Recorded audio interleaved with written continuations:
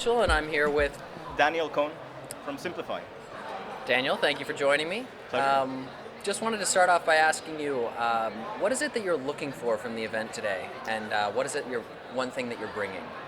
Well, what we're looking for is getting our name out, to tell the community of startups in Norway and investors that we actually exist. We're only 2 years old, so I would say it's limited amount of marketing we've done on who we are.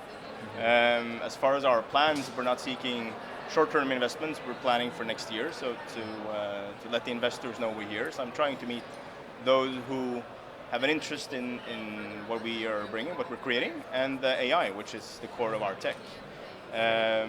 What we're bringing to the event, hopefully a very exciting tech company for investors who are looking for something to bring to their portfolios. And I would say a different view on how to utilize AI. Okay. Yeah. Tell me more. So, different view on how to utilize Well, AI. we're targeting something as boring for many as back office processes. So in our perspective, AI is going to create a revolution for the way we work in the same way as robots did for car manufacturing. Meaning it's basically changing the game. And it's just started. We had AI around for a couple of years, and we all have seen a chatbot, and we all probably swore and was furious with it because it didn't understand us and all of this. So the whole idea of AI is just basically started. And what we believe is we are going to change the way companies perceive to run their business and their business processes. So we create digital employees, and we productize them as employees because they actually fill employee functions in the way a company is structured today. That's amazing. Sounds cool? Yeah, it sounds awesome. Yeah. And you said the company's 2 years old. We're about 2 years. We had the first employee onboarded in October last 27. Okay. So. And how big's the company now? We're 60 plus people, located 3 places in the world. So we built the company to scale, and to do that, you need to utilize the world. And our main HQ is here in Oslo, and then we have the largest office actually in India, and we have a sub office also in Ukraine, in Kiev. And primarily, it's to be able to get the best competence, the best intelligence, and the best people around the world to be able to create the products, because it's limited what you can get in Oslo, and the price is high. So to be able to build something which we can scale, and of course we want to go global. That's the idea. Why not use the world to be able to build a company? Okay. Yep. Was that a challenge for you, finding good talent? Or what were some of the other challenges you I would faced? say a challenge in Oslo is always to find talent. Come on, we hardly have unemployment rates, and the people who have the abilities and skills are limited supply, and to fight the bigger companies, the consultancy companies, we don't have the cash to do that. So to do that, to move to India is always something which is perceived like a risk. But we believe we bridge the two things you need to have. You need to have the skills to actually run offshore development teams. And we have people in the management team who's done that for 10 years plus. And you got to have a cultural link. Because the biggest problems in working offshore and getting people connected isn't in the way that we describe tasks or the way we describe work descriptions and these kinds of things. It's in culture. It's in how people perceive an order or a task or what kind of problem they solve. And people from India might say yes, and they actually mean no. And to be able to spot that and to say, you know what, you're saying yes, but I know you're actually mean. That's a cultural thing. You need to be able to connect. So Simplifai is an absolutely multicultural company. I think we have 6 different nationalities. We're working in English around the clock.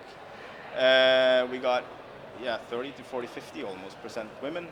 And it's a very cool place to be. But it's built to be able to get talent. That's the idea.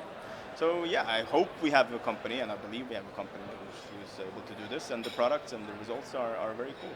So the idea of AI is it's just started, and how that revolution will change will be very interesting to see. Changing track just slightly. Sure.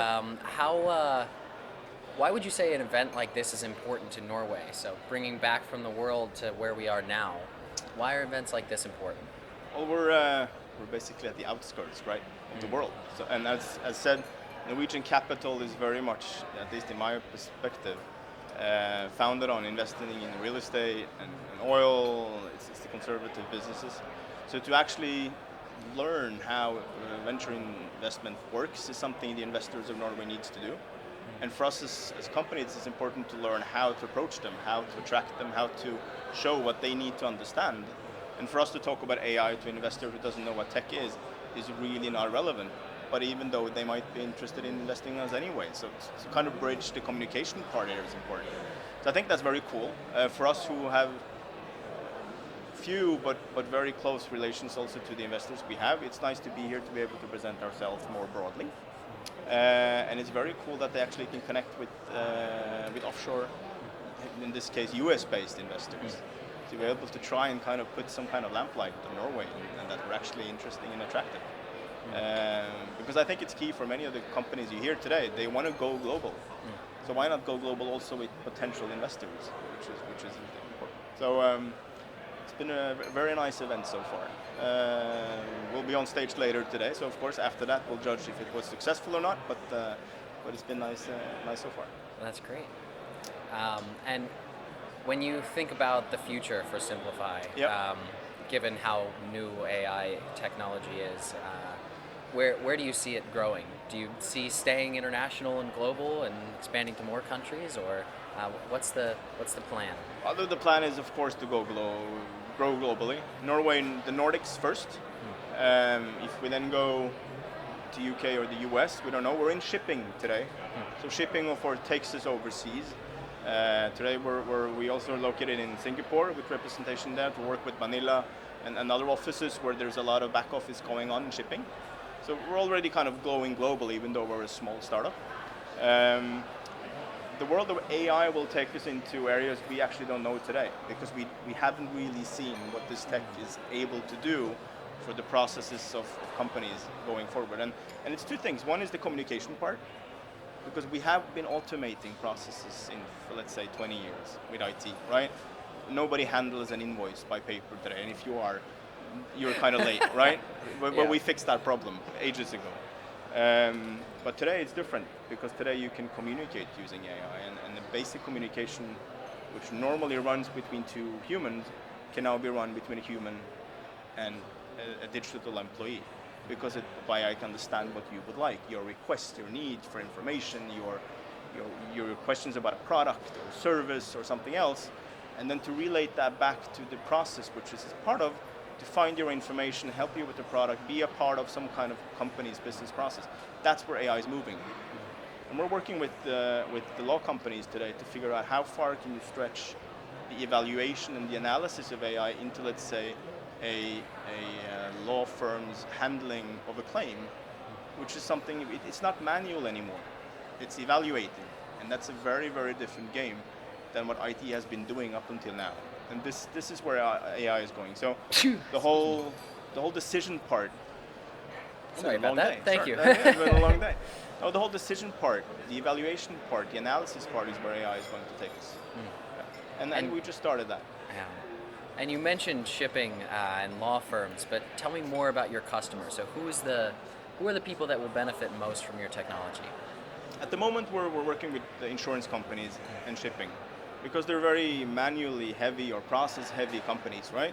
There's a lot of documents, it's a lot of people involved, there's a lot of stakeholders in every case, there's a lot of things going on. For instance, shipping company, just to be able to pay out salaries for one of our clients, which is 12,000 employees, it's a massive job, affecting their cash flow or affecting basically a lot of things. People jumping off and on ships, so the complication, it's a complex process. But going forward, who can benefit from our solutions is, in our mind, almost every company. Because what we do is we package this into products, so you should be able to almost off-shelf take your modules, build your digital employee, almost like Lego, that's the idea, and implement it in your own business, either with your local IT company, your local IT manager or somebody. But that's how easy you're taking tech today. Tech isn't programming. You've got to go from code to config, so that you can be able to configure your own solutions, because that's what we're doing on the iPad. That's how easy tech has to be, and that's where Simplify is going. So any back office process, any manual or basically handling process in a company. And how far we can go is basically how far we can stretch AI. How much understanding and analysis and how free can the communication be for us to understand what it is and to execute on what really the other part in the communication wants. So today we're focusing on these two branches. We have a partner walking into who's in customer service, taking on one of our customer service employees into their teams. So we're already diversifying a bit, but we're staying with these two at the moment. Yeah. I mean, I'm just amazed at how fast you've grown. Like over 2 years to Yeah. go from 1 employee to 60. I mean, It's been tell me about that. Slightly balloonish. No, it's been Yeah. very cool. The company went from 3 to 40 people in 2018. So 2018 was like a building year. Establish the teams who can do R&D, who can do product development, but also delivery. Of course, we delivered the first products ourselves. And then what we've done in this year is to expand sales, marketing, customer facing, to really start generating results from the solutions. And that's also where the company will expand going forward. But of course, being able to use India and Ukraine as competency hubs where we can get access to people and skill is very different. It's a different hiring game than what we can do in Oslo. Of course, cost-wise, we can scale much faster in these locations. And when we have the building blocks of cultural understanding and expertise, because we know how this game of outsourcing and offshore development is done, it's easier for us to scale. So again, as we heard here today, having the team in place has been key, and the founding team really had that in place, and then bringing other people on board to be able to scale sales and marketing, and of course product development will always move on, and we need to stay ahead of the AI team and the AI wave. So we still have a data science team which kind of explores how to develop the AI components we have, even though we've already taken this to market. So for us, it's all about utilizing the potential of software as a service. So everything we have is in the cloud to be able to expand also globally. And then it's just about how fast we can go and where we can go. So very Wonderful. cool. Well, I'm excited to see Yeah. where Simplify goes. I'm sure it'll be far. So Hopefully. Yeah. I think so. thank you so much, Thank Daniel. you. Very Really nice to be appreciate here. the time. Very happy. Yeah, of course.